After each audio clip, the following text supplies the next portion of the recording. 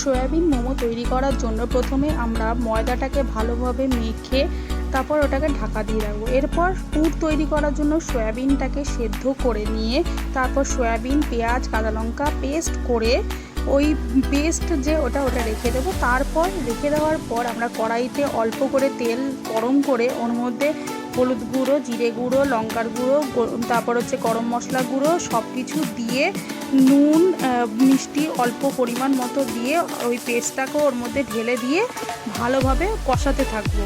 কষিয়ে ওটাকে ভালোভাবে একটু কষিয়ে একটু বেশ ভালো মতো একটু লালচে লালচে হয়ে গেলে তারপর ওইটা আমরা নামিয়ে রেখে দেবো।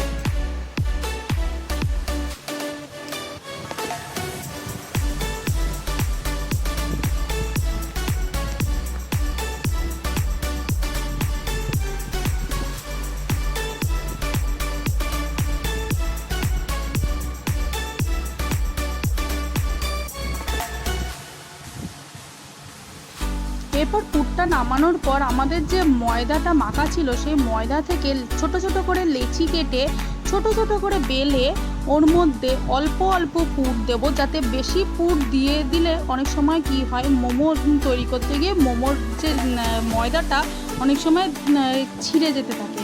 এবার তার জন্য আমরা ওটা অল্প অল্প করে পুর দেবো যাতে মোমোটা ভালোভাবে আমাদের তৈরিটা হয়ে যায়। এরপর ওই পুর দিয়ে আমরা মোমোটাকে সুন্দর করে তৈরি করে একটা প্লেটে সাজিয়ে রেখে দেবো।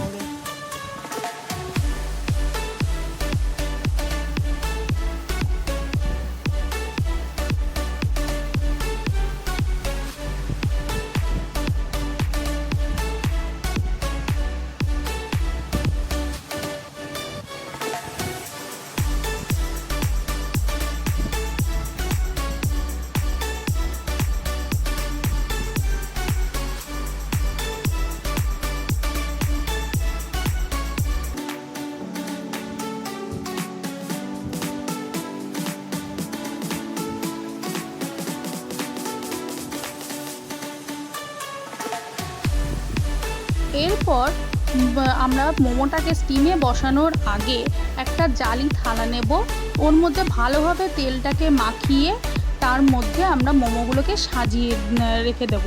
সাজিয়ে রাখার পর আমরা তারপর গ্যাসের একদম হাই ফ্লেমে আমরা জল ফুটতে দেব।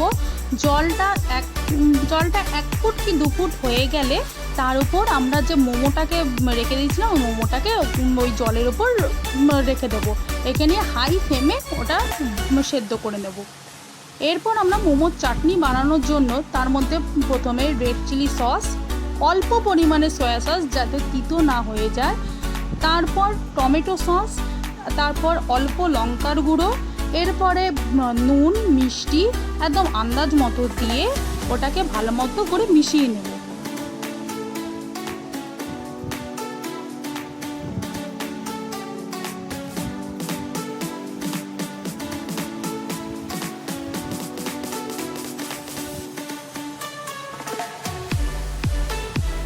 এরপর মিশিয়ে নেওয়ার পর কড়াইয়ে অল্প 5 ফোড়ন একটু ভেজে তার মধ্যে ওই মিশিয়ে রাখা যে সসগুলো ছিল ওটাকে